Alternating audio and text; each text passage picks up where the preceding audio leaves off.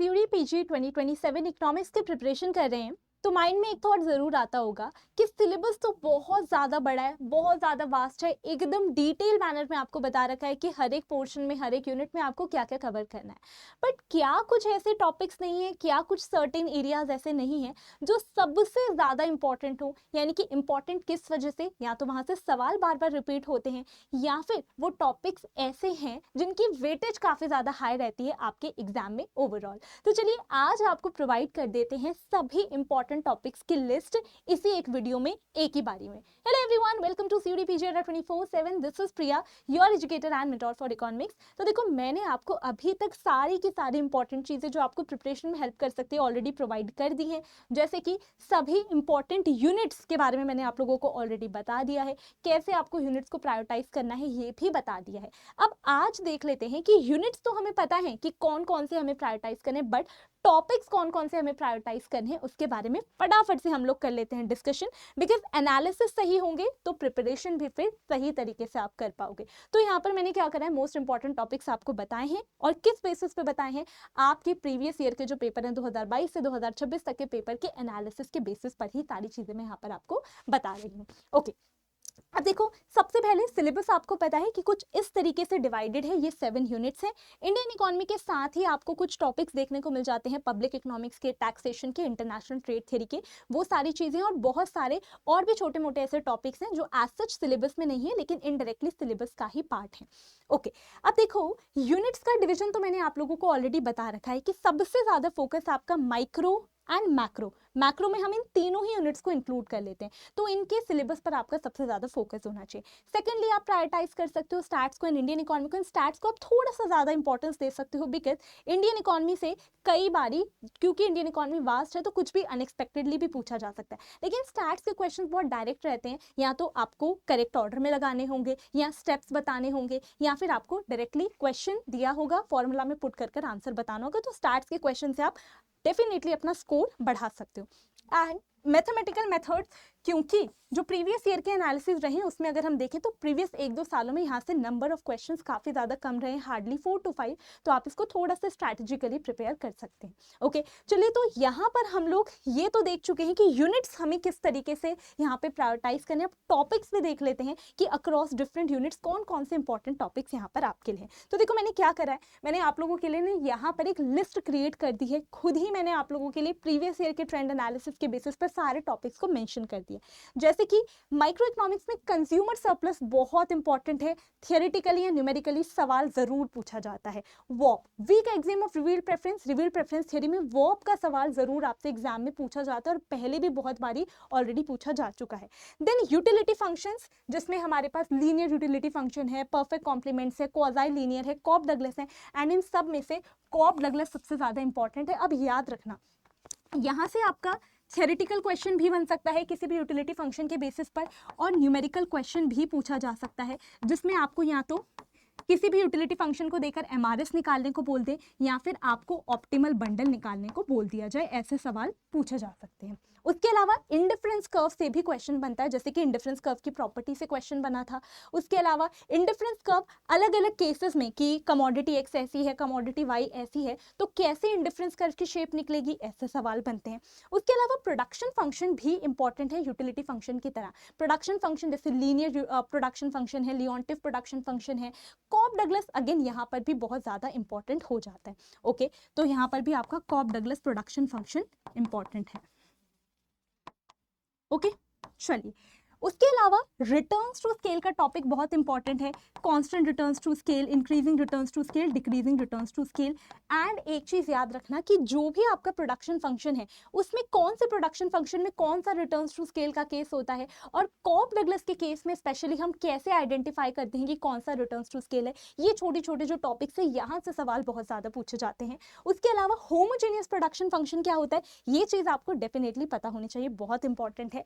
Cost वाला जो हमारा टॉपिक है, अब देखो, कॉस्ट में बहुत सारी चीजें होती है। हम short term cost curve, long term cost curves पढ़ते हैं, लेकिन एक जो सर्टेन टाइप का क्वेश्चन बार बार पूछा गया है वो क्या है, कॉस्ट फंक्शन के बेसिस पर न्यूमेरिकल, मतलब आपको कॉस्ट फंक्शन दे देंगे, एवरेज कॉस्ट फंक्शन दे दिया, टोटल कॉस्ट फंक्शन या कुछ भी दे दिया, और उसके बेसिस पर आपको डिफरेंट चीजें कैलकुलेट करने को कहा जाता है, तो उस तरीके के न्यूमेरिकल्स आपको आने चाहिए। मार्केट स्ट्रक्चर्स, अब बहुत सारे मार्केट स्ट्रक्चर्स है, perfect competition, monopoly, monopolistic, oligopoly, हर मार्केट स्ट्रक्चर से चांसेस हैं ज्यादा कि फीचर बेस्ड क्वेश्चंस पूछ लिए जाते हैं कि क्या क्या कैरेक्टरिस्टिक्स होते हैं। लेकिन उसके अलावा मोनोपोलिस्टिक कॉम्पिटिशन ज्यादा इंपॉर्टेंट है आप लोगों के लिए यहाँ पर, ओके, और ओलिगोपोली मार्केट स्ट्रक्चर भी बहुत इंपॉर्टेंट है, और इसके जो डिफरेंट मॉडल्स हैं वो आप लोग एकदम अच्छे से कर लेना, क्योंकि इसी बार 2026 में ही क्रोनोलॉजी बेस्ड इसके मॉडल्स का क्वेश्चन पूछ लिया गया था।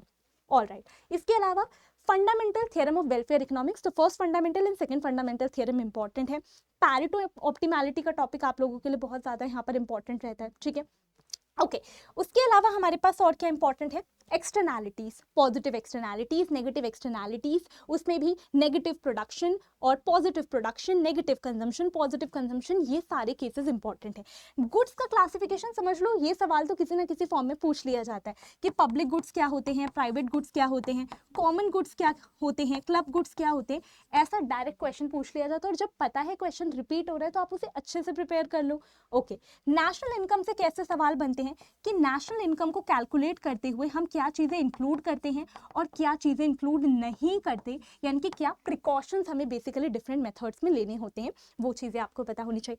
High powered money and money multiply, अब देखो इसमें न्यूमेरिकल क्वेश्चन भी बन सकता है, फॉर्मूला बेस्ड क्वेश्चन भी बन सकता है, और आपसे डायरेक्टली थियरी वाला क्वेश्चन भी पूछा जा सकता है। मनी सप्लाई, अब जब ये पढ़ोगे तो मनी सप्लाई भी इंपॉर्टेंट है, एंड मनी सप्लाई के जो एग्रीगेट्स हैं वो ज्यादा आपके लिए इंपॉर्टेंट हो जाते हैं, क्योंकि पहले भी वहां से क्वेश्चन पूछा जा चुका है। Then demand for money and money supply देकर, इक्वेशंस देकर न्यूमेरिकल आपसे कोई पूछ लिया जाए, ये भी पॉसिबल है।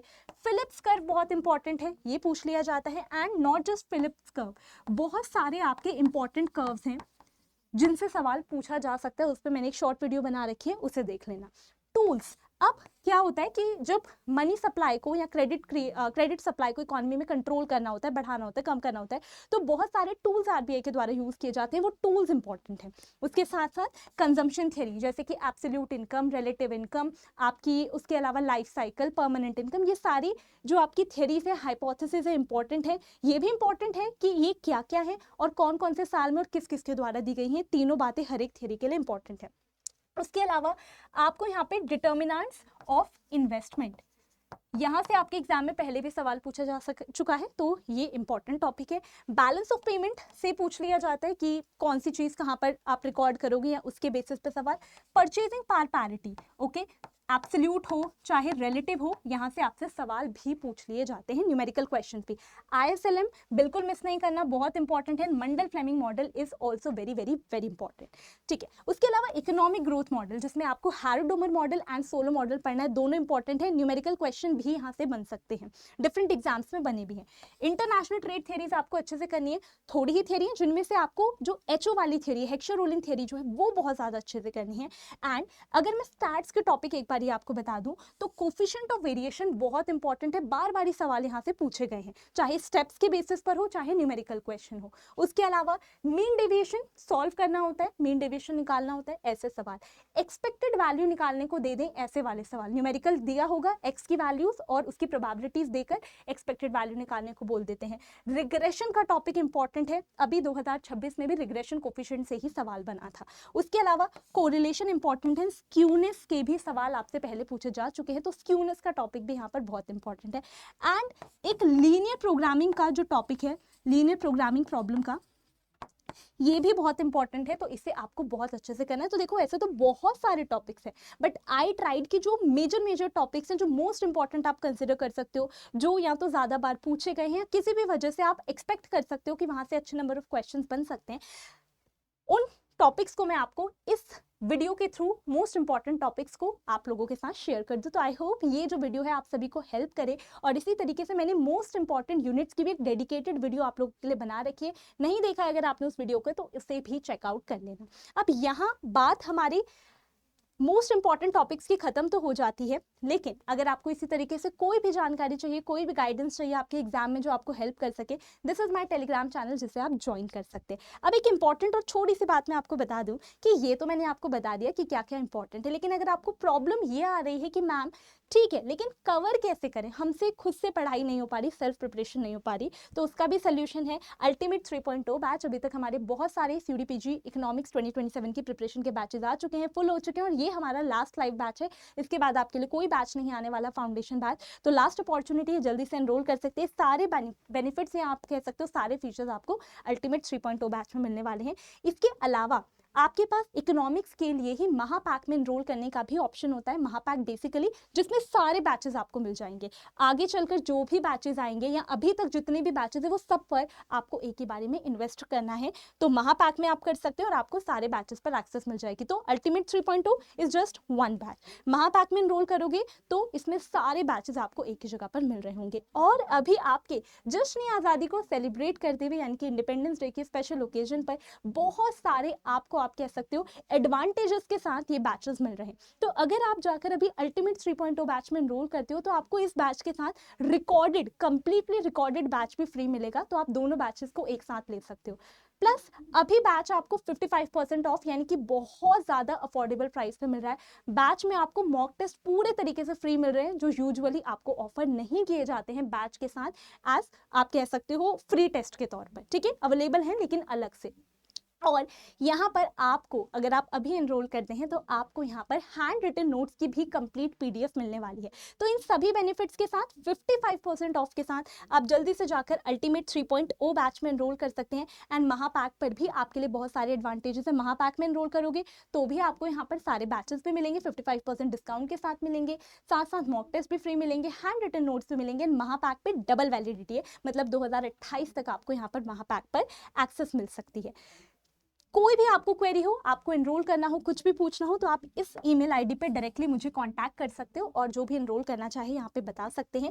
इस कोड को अप्लाई करते हुए, यानी कि अगर मान लो आप डायरेक्टली खुद ही जाकर एनरोल कर रहे हो बैच में, आपकी कोई क्वेरी नहीं है, तो PY19 ये कोड है, जिसे आप जैसे ही अप्लाई करोगे बैच में एनरोल करते टाइम आपको जो भी अवेलेबल डिस्काउंट है, जैसे भी 55% है, तो उसका पूरा बेनिफिट मिल जाएगा। किस तरीके से आप बैच में एनरोल कर सकते हैं वो भी मैं आपको बता देती हूँ यहाँ पर। तो देखो, इस तरीके से अड्डा 24/7 की वेबसाइट पर या ऐप पर आपको विजिट करना है। ऑल कोर्सेज पे जाओगे, UG and PG entrance exams पे जाओगे, लेफ्ट कॉर्नर पर CUDPG लिखा होगा, यहाँ CUDPG इकोनॉमिक्स पे जाना है। ये है अल्टीमेट 3.0 बैच और ये है महापैक। लेट से आप अल्टीमेट 3.0 बैच लेना चाहते हो, बाय नाउ पे क्लिक करना, यहाँ पे कोड एंटर करना PY19। अब जैसे PY19 एंटर करोगे, इस प्राइस से भी और ज्यादा कम आपके लिए प्राइस हो जाएगी, और फिर उस प्राइस को जैसे आपने कोड एंटर करा, फिर वो आपके लिए प्राइस शो हो जाएगी, फिर पे नाउ पे फर्दर क्लिक कर कर आप बैच में एनरोल कर सकते हैं। तो thank you so much everyone. I hope most important topics आप लोगों को एकदम समझ में आ चुके हैं और आपको प्रिपरेशन करनी है, लेकिन इन टॉपिक्स पर आपका फोकस थोड़ा ज़्यादा होना चाहिए, बिकॉज यहाँ से सवाल पूछे जाने के चांसेस भी ज़्यादा हैं। Thank you so much. इसी तरीके से मिलते रहेंगे एंड चैनल सब्सक्राइब करके रख लीजिए, ताकि आपके एग्जाम तक सारे अपडेट्स और सारी इन्फॉर्मेशन आपको यहीं पर ही मिल पाए।